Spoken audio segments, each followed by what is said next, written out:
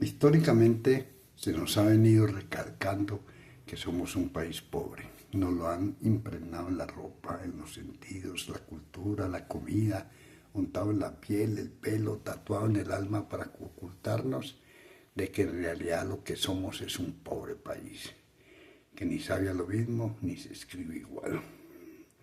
¿Acaso se puede llamar pobre a un país que a la fecha en que escribo esta nota ha sufrido un saqueo consuetudinario e indiscriminado que ya cumple 521 años, 3 meses, 15 días, 9 horas y todavía es un jugoso panal que atrae pillos, sinvergüenzas, vividores, sabandijas de cuanto pelambre? Todos vienen atraídos por el brillo de tus esmeraldas, tu petróleo, tu oro, tu belleza, tu selva, mares, fauna. Nadie nunca te ha querido. El que arranca un árbol tira el papel por encima del hombro y sigue caminando. Antes de la conquista existían diseminados en el vasto continente que luego bautizarían como América numerosos imperios habitados por hermosos seres humanos de un color cobrizo, largas cabelleras de intenso azabache, altos, esbeltos, pero inocentes, pacíficos. Ignoraban la ventaja de matar por un pedazo de tierra, por un plato de lentejas, por un gramo de metal. De un día para otro, una horda de filibusteros, prófugos, asesinos, lo asaltó por sorpresa, arrasando su cultura, su medicina, sus tradiciones, su orgullo y su dignidad.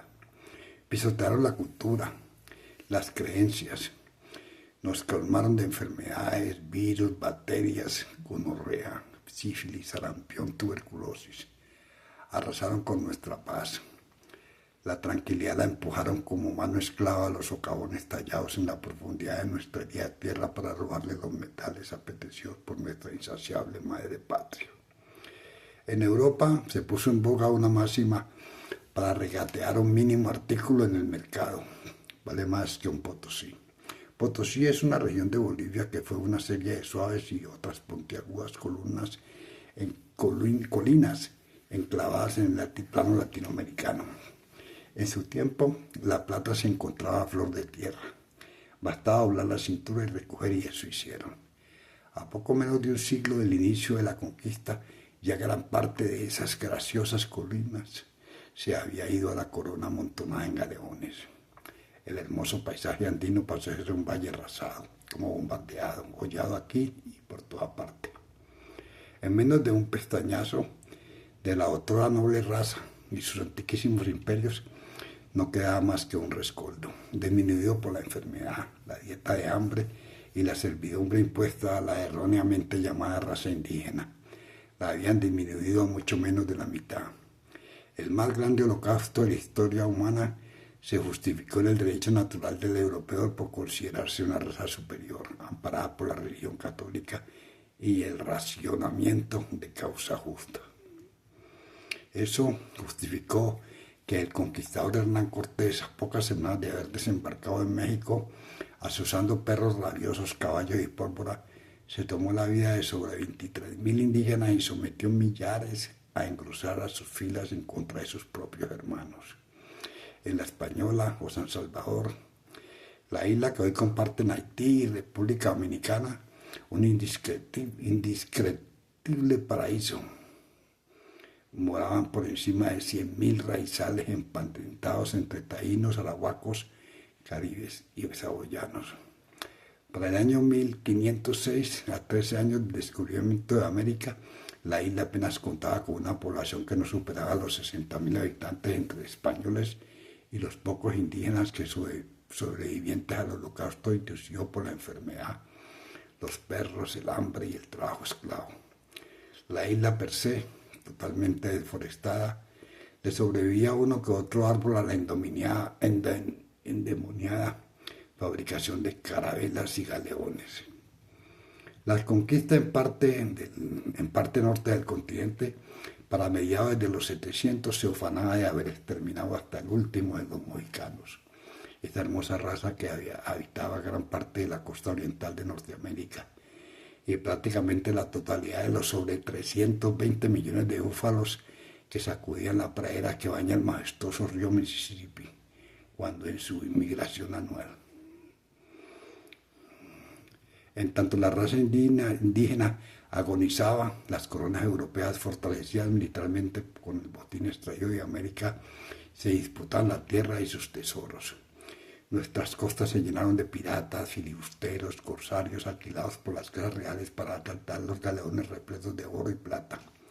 En un caos inducido por la precaria escasez de servidumbre indígena drásticamente diezmada, se forzó la importación de negros africanos a fin de esclavizarlos en América, dando origen a uno de los negocios más perversos y lucrativos de la humanidad, la trata de personas.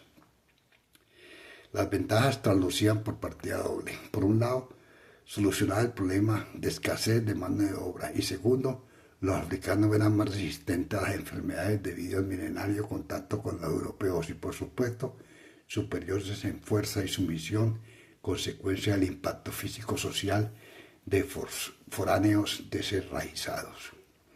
La panorámica en cuanto a la población, en especial la insular, cambió drásticamente. La isla de San Salvador en menos de 30 años pasó de tener 50.000 habitantes a 550.000, 500.000 de ellos de raza negra, y se institucionalizaron grandes mercados de seres humanos en San Salvador, La Habana, Tegucigalpa y Cartagena. Para principios del siglo XVI, ya América se había convertido en la despensa de Europa, una inagotable huaca refugio de aventureros que huían de la persecución consecuencia a la expulsión de los moros de la península ibérica seguido al matrimonio entre Isabel la Católica y Fernando de Aragón, y eso condujo a la intervención de la Iglesia Católica de gran influencia en el mundo occidental. Mediante bulas papales se intentó delimitar dominios pertenecientes al continente entre las dinastías europeas en aras de bajar la intensidad de la piratería y las guerras. Sin embargo, por la enorme influencia de la corona española ante el Vaticano y su hegemonía en la conquista, se intentó dar preferencia a esta dinastía, dando pie a una carrera armamentista sin precedentes. Los raizales, casi acabados, fueron replegados a la sierra, a tierras paramonas y las selvas. Se constituyeron entonces las colonias, virreinatos y caballerescos. Con el correr de los años y la mezcla entre europeos e indígenas dio origen a nuevas razas denominadas zambos y mulatos. A los descendientes de los europeos se estableció en los territorios que les empezó a denominar como criollos, con menos abolengo social que los nacidos en Europa, pero por su clase y educación, muchas veces europeas, se les consideraba caballeros privilegiados, también herederos de las fortunas de sus antepasados, aunque con derechos y oportunidades de liderazgo limitadas por restricciones impuestas por la colonia. Terminado el siglo XVIII, inspirados en los movimientos antimonárquicos europeos, especialmente los franceses con la toma de la Bastilla, la difusión de los derechos del hombre y las pugnas napoleónicas, los criollos empezaron a cuestionar el dominio europeo y a reclamar mayores autonomía, esencialmente en lo público, todavía en manos de los natos en Europa. Empezó a difundirse el pensamiento de que América era de los americanos, y los cabildos de las diferentes ciudades se convirtieron en pregoneros de emancipación. Con la llegada del siglo XIX se diseminó por toda América un grito de independencia libertaria en desobediencia a la corona. De hecho, los criollos empezaron a autoproclamarse americanos, ansiosos de cortar todo lazo con la dinastía.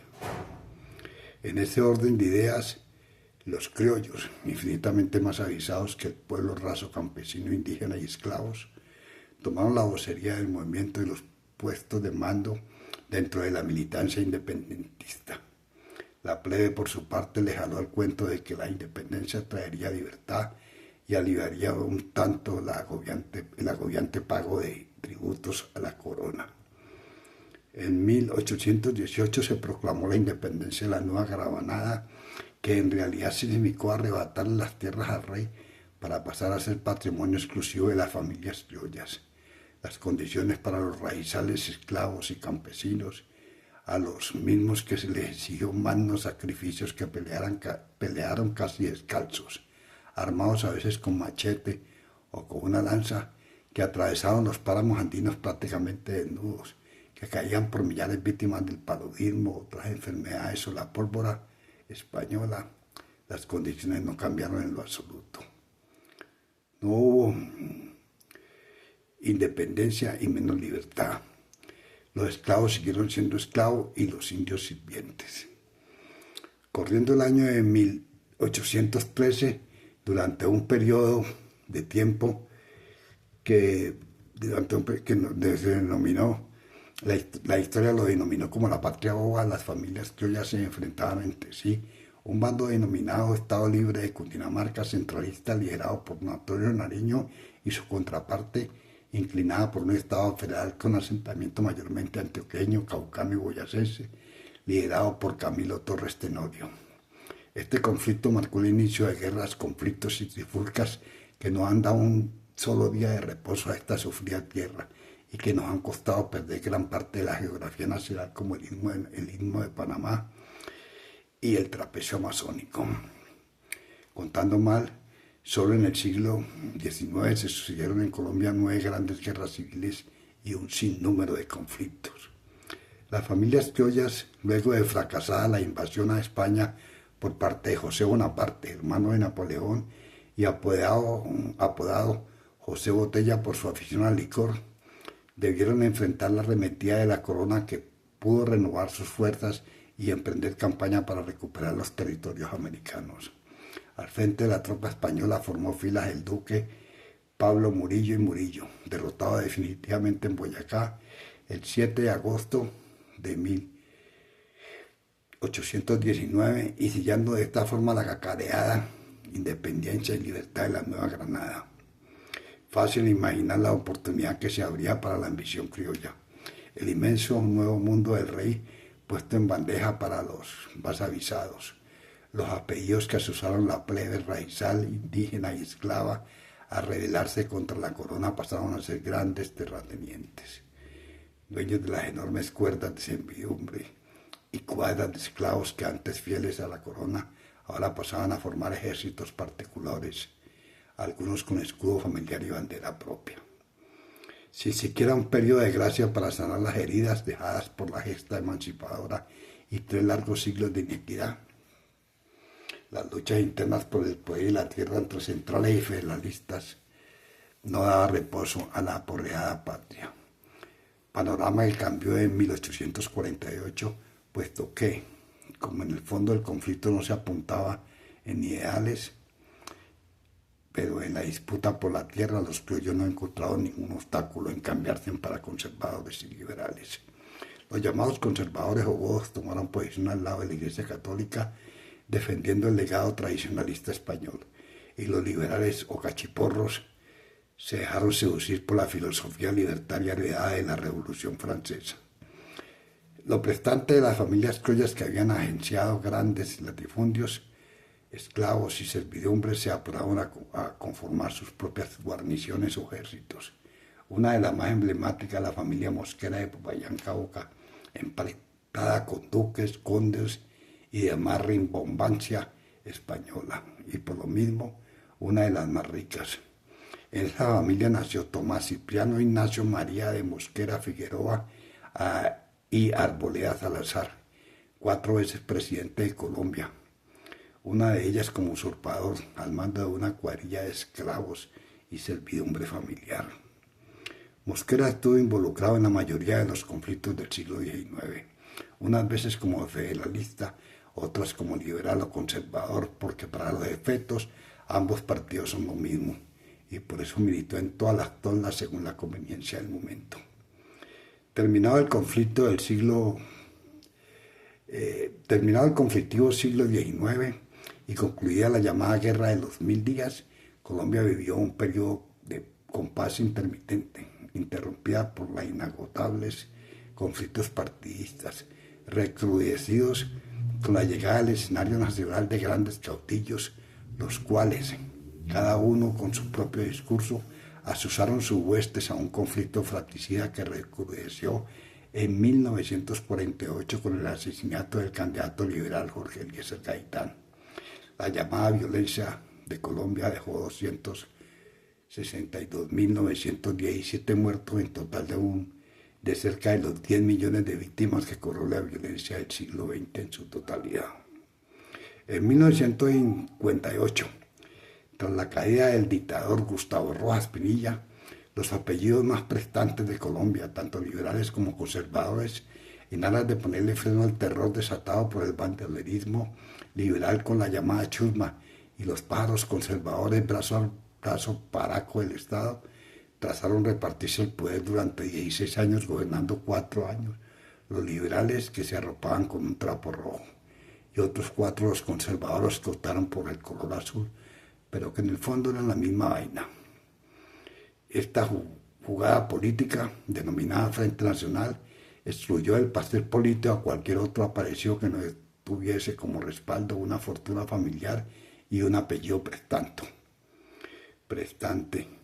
Entre tanto, el lumpen, entre quienes se destacaban algunos descastados líderes de la época de la violencia, gente del barrial, inspirado en el triunfo del comunismo en Cuba, se agruparon para conformar las llamadas guerrillas, protagonistas de la eterna desgracia que se le ha impuesto soportar a esta sufrida patria. Continuando con la histórica trifulca sin sentido de siempre, o mejor con gran sentido y razón, porque la salsa seguía siendo la de siempre, el poder y la tierra, a los poquísimos años al alboroto se le sumó un nuevo actor, el narcotráfico, y otra vez el trompo de poner era Juan Pueblo. Desataron una guerra que a la parte ya es una venerable anciana, próxima a cumplir 70 años, y que le ha puesto lucrativa pimienta al conflicto. La filosofía de fondo es la prohibición en la meta de prevenir al ciudadano de hacerse daño incluso de uno mismo, pero el motivo del culto es el dinero, montañas de dólares suficientes para corromper instituciones, las autoridades, el Estado en su totalidad y, por supuesto, a quienes han sido los dueños absolutos del poder. En conclusión, somos un pobre país que de pobre solo tiene una empobrecida población a la que todavía no le ha llegado la independencia y menos la libertad, que se la apropiaron para los que utilizaron al pueblo para arrebatar las tierras de los indígenas al rey de España. Lo único que nos deja la independencia fue un cambio de amo, y quién sabe si con el rey de España no estuviéramos en mejores condiciones.